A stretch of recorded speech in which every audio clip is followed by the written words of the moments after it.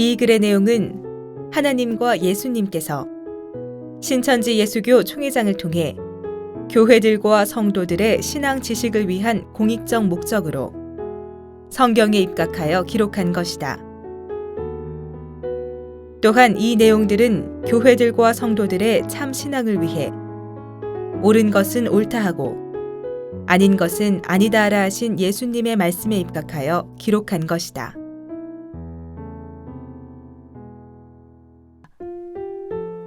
정통과 이단에 대한 구분. 신구약 성경에 이단이라는 말은 있으나 정통이라는 말은 없다. 이단이든 정통이든 간에 기준이 있어야 하고 그것을 시작으로 하여 이단과 정통이 정해져야 한다. 정통과 이단은 각각 하나님과 사단으로부터 시작된다. 하나님은 스스로 계신 분, 곧 자존하신 분이요 천지 창조주이신 조물주이시며 사단은 피조물이다. 오늘날의 각 교단들에게 전통이라는 말은 맞으나 정통이라는 말은 맞지 않다. 교회들이 예수님 때로부터 전해 내려왔으니 전통이 맞고 하나님께 직접 받아 시작되지 않으면 정통이라 할 수 없고 전통이라 해야 할 것이다. 거짓말이 참말이 될 수는 없는 것이다. 하나님의 이름으로 오신 예수님도 대언자라고 요한은 말했다. 다음은 예수님의 말씀을 들어보자. 하나님께서 예수님에게, 예수님이 그에게, 그가 너희에게 전해준다고 요한복음 16장 13절로 15절에 말씀하셨다. 또 계시록 5장에서 10장까지의 전달 과정을 보면 하나님께서 봉한 책을 예수님이 받아 펼치시고 그 책을 천사에게 주어 요한에게 전하고 요한은 그 책의 말씀을 백성들에게 전하였다. 이러므로 예수님과 그리고 예수님과 함께하는 자만이 정통이 되고 그 외는 모두 전통이 되는 것이다. 이단의 근본은 마귀 곧 사단이며 하나님의 성령이 아닌 악령을 받고 거짓말을 하는 자가 이단이다.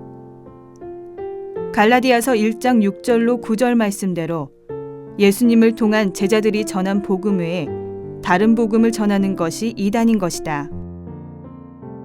그리고 그 행위가 주님의 계명에서 벗어난 것이 이단이다.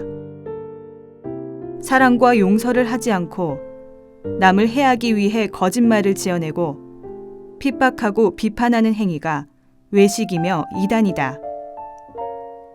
시대마다 목자들은 자기 성도가 말씀 따라 간다고 하여 말씀을 주는 자를 도리어 이단막이라고 몰아세워 죽이기까지 했다. 하나님이 보낸 구약 선지자들과 신약 초림 때의 예수님과 그 제자들에게 그렇게 하였으니 그 시대 목자들이 참으로 마귀 신을 받은 이단들이었다.